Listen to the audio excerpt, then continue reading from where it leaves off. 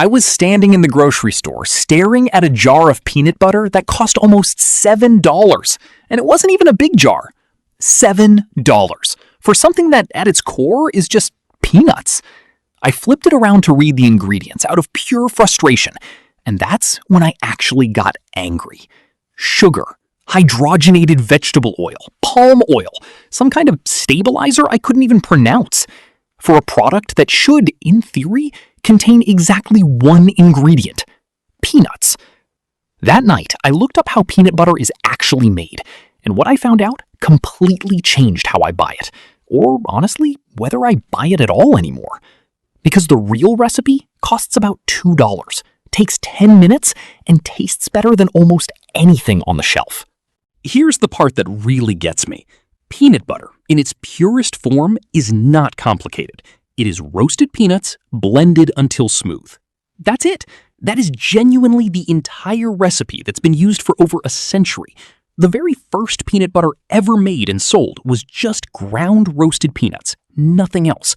So how did we end up with grocery store jars packed with added sugar, palm oil, and preservatives priced at $5, $6, $7 a jar? The answer is exactly what you'd guess: shelf life and profit margins.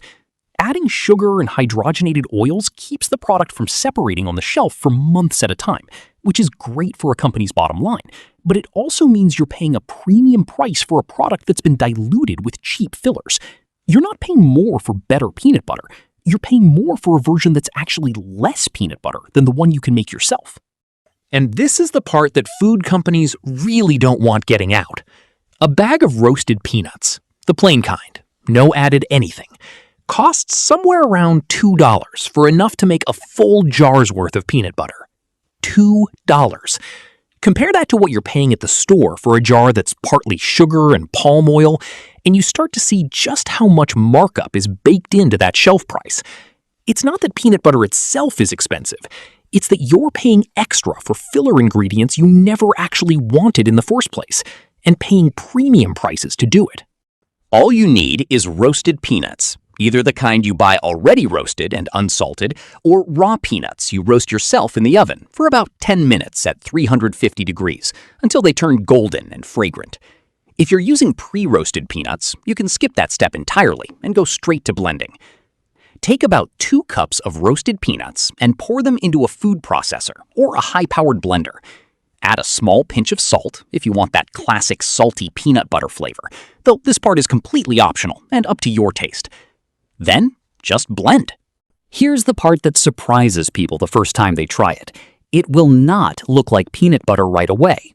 For the first minute or so, it's going to look like peanut crumbs, almost like a coarse sand.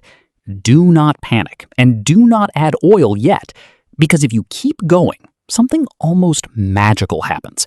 The natural oils inside the peanuts start releasing as the blending breaks down the nut structure, and slowly, that dry, crumbly texture transforms into a thick paste, and eventually into smooth, creamy peanut butter, entirely from the peanut's own natural oil.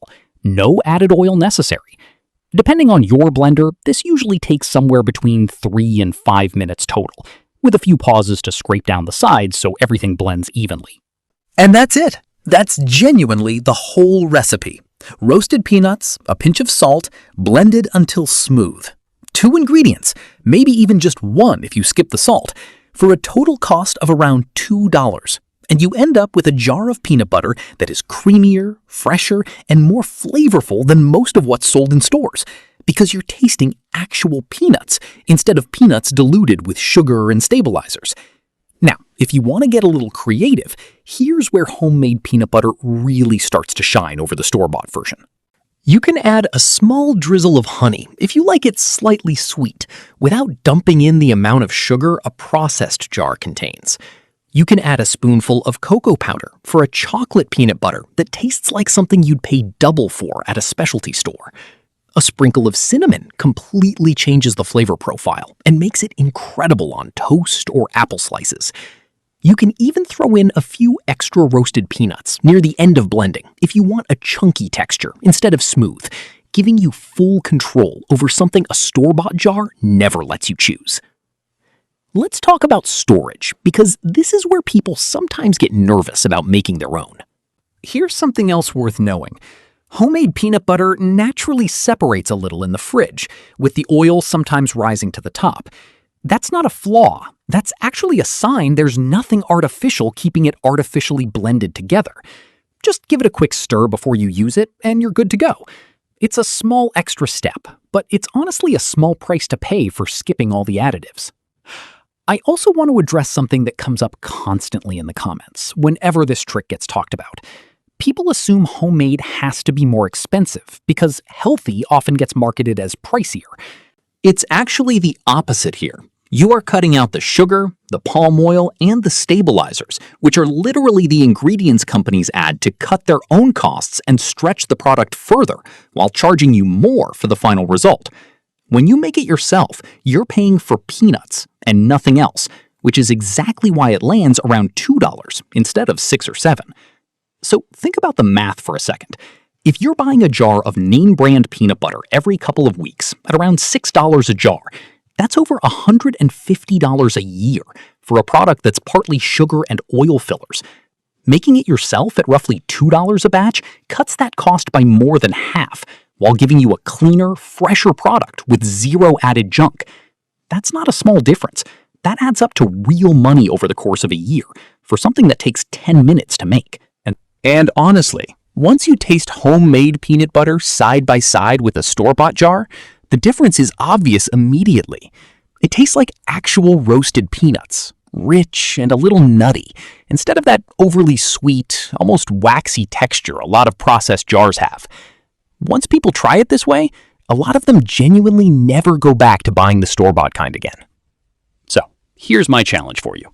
Next time you're at the store, skip the peanut butter aisle entirely. Grab a bag of roasted peanuts instead, blend them up when you get home, and see for yourself how different real peanut butter actually tastes.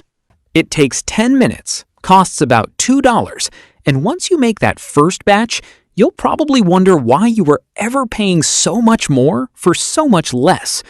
If this saved you some money or opened your eyes a little, share it with someone who eats peanut butter every single week, because they're going to want to know this. And if you want more simple tricks like this, the kind that show you how much money gets spent on stuff you can easily make yourself, stick around, because there's plenty more coming.